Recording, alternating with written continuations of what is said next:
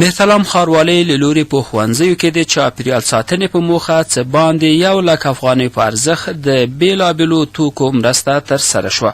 په دې مراسمو کې چې نن یکشنبه د کب په 15 نیټه له غرمې وړاندې ترسره شول، پر مهال د لغمان والي محمد آصف ننګ ترڅنګ مهتلام ښاروال نظیف الله الکوزي، پوهنې رئیس عبدالله حمیدي او د دې ریاست یو شمېر اداري کارکوونکو، ښوونکو او لسګونه زده کوونکو ګډون کړی و. لغمان والي محمد آصف ننګ د مهتلام ښاروال څخه د مننې ترڅنګ زیاته کړه، هر وخت باید نورو مرستو ته په تمه نه اوسو، بلکې په خپله باید هڅه او کار وکړو. نوموړي وویل ښه حکومتوالي هغه وخت رامنځته کیږي چې د ادارې کارکوونکي خپل مسؤلیتونه په سمه توګه پر مخ یوسي او د خپلو کړنو لایحه وپیژني. هغه وویل نظافت مراد کول د هر مسلمان ایماني او اخلاقي وجیبه ده او هغوی چې نورو ته احترام کوي قابل د احترام دي.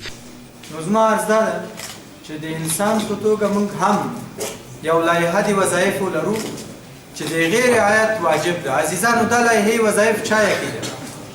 دا شروال صاحب لایحه د وظایفو موږ ورته ما ته رئیس جمهور دی دا د تا لایحه د وظایف ته دا به کوي دا به کوي. انسان ته د هغه د کړنو لایحه د وظایفو الله یقي ده، رعایت یې څومره واجب ده. د نظافت خبره یې کړې ده چې دا به رعایت کوي، که څوک درته وایي که نه وایي ته به یې رعایت کوي، ځکه چې دا د ایمان برخه ده. اته وایي چې بې دینه یعنې بې نظافته ایمان نسته. چې وایي نظافت شطر من الایمان، یعنې معنی یې دا ده چې دا رکن د ایمان ده، چې دا پایه نه وي، مینه دا ده. نو مؤمنان باید په خپله نظافت رعایت کړي. ښاغلي ننګ زیاته کړه هغوی چې د دندې پر مهال په ورسپارل شوو مسؤلیتونو کې خیانت کوي زموږ له ډلې څخه نه دي. نوموړي د مهتلام له ښاروال څخه د مننې ترڅنګ زیاته کړه د ټولنې ټول وګړي دې د چاپیریال پاک ساتلو ته ځانګړې پاملرنه وکړي.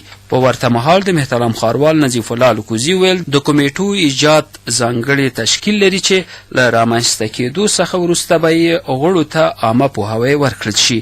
نوموړي زیاته کړه سږکال به 4 نورو ښوونځیو ته دا ډول مرستې ورکړل شي او له دوی سره به هره میاشت د کارونو د ښه ترسره کېدو په موخه ناسته کیږي.